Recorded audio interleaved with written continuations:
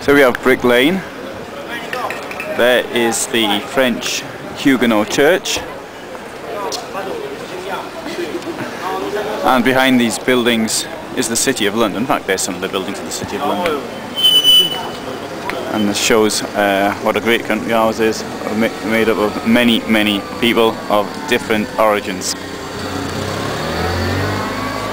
One of the things which one sees a lot of here is the amount of groups of people going around on Jack the Ripper tours. Now, 5 people dead, maybe even 4, but it's created this incredible amount of interest. And here we are, passing the site once more of the murder of Annie Chapman.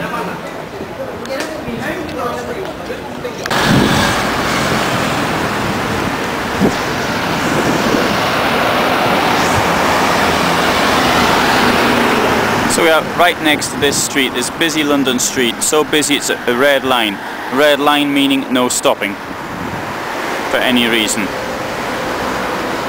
Then in 1888, a place of utter poverty. And the reason I've come into this street where I am now is because in 1888 this was the entire centre of the killings took place. Indeed, the last killing took place roughly where this arch is today. Roughly. This was Dorset Street. Jack the Ripper. 5 victims that aged, first 4 aged between 43 and 47. First killing took place 31st of August 1888. Second killing took place 7th of September 1888. On the 30th of September 1888, 2 more women were killed. All of them aged between 43 and 47. All of them prostitutes, all of them very old. By the time they got to that age, they were absolutely worn out old hags, living from one day to the next. Each day brought a new crisis. Many of them would not have had money to pay for somewhere to live in some lodging house in a room with many other women. They were the dropouts, degenerates of society. And therefore, what this shows is that in their deaths, their lives were not worth anything for the killer. Their lives were meant only to serve a purpose for himself. In the early hours of the 9th of November 1888, the last killing took place roughly here. And on that day, and this was a place called Miller's Court, the body of the last victim, Mary Kelly, was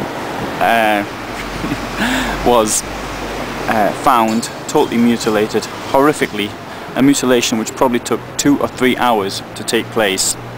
And this was the last killing. And in this is the whole clue, because this was the only killing took place indoors. It was the only killing that took place of a young and attractive woman, still attractive. She was then 26. The killer who killed so many people did so for a reason. Had he been psychotic, he would have continued killing, unless of course he died. It is my belief that the last victim holds the entire clue to everything. And I'll now say who the person was who actually carried out the killings. The killer did so for a reason. He did so to get maximum publicity. In the beginning of August 1888, a prostitute by the name of Martha Turner was killed and mutilated, and this got a lot of publicity. The killer probably got the idea from this. He had a problem. His partner was a prostitute. He wanted a stable family life. His mother had just died. He'd been brought up by an Irish Catholic family living here in London. His mother had returned to Ireland to die. He'd met this woman, Mary Kelly. He wanted to be with her. Having said that, she was a prostitute. He wanted to reform her, for her to live normally. He rented number of places for her to live in, but no doubt he was fighting a losing battle and he was checking up on her, so much so that in July 1888 he lost his job. This produced a situation where he couldn't afford the rent and no doubt was unable to keep her in any kind of accommodation whatsoever.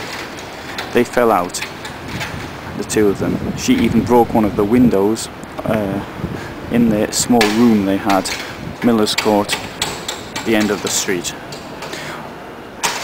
He moved out and went somewhere else, October 1888.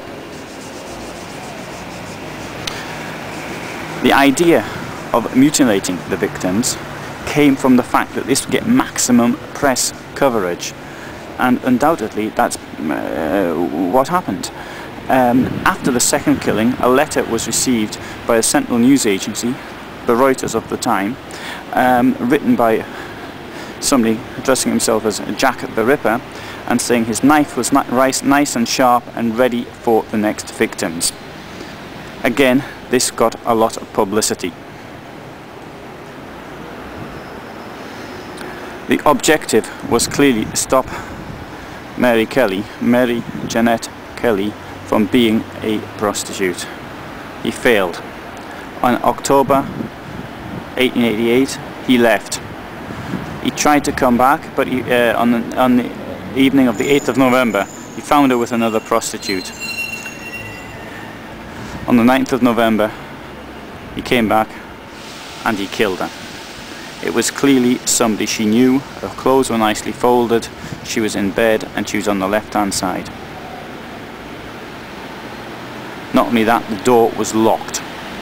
The key was not found. The only person who could have found it was the person who had been paying the rent, one Joseph Barnett.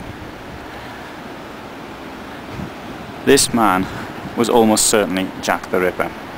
Born 1860, died 1925.